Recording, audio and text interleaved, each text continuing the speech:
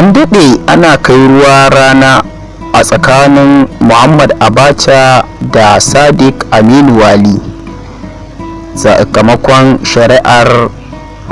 zaɓe da ya gabata na fitar da gwani a cikin jam'iyyar PDP. Amma wannan lokaci kotu ta bayyana cewa Muhammad Abacha Sani Abacha shine ya samu nasarar zaben fidda gwani a jam'iyyar PDP, sai dai shi kuma Sadiq Aminu Wali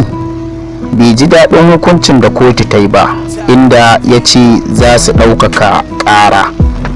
Kuma wannan magana ta za su ɗaukaka ƙara ta fito ne daga bakin lauyansa, wato lauyan Sadiq Aminu Wali. Mutane da jama'a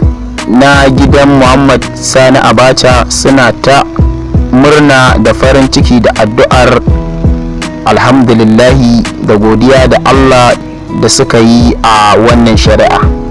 inda shi ma Muhammad Sani Abacha ya fito har shi ma yayi addu'a da bisa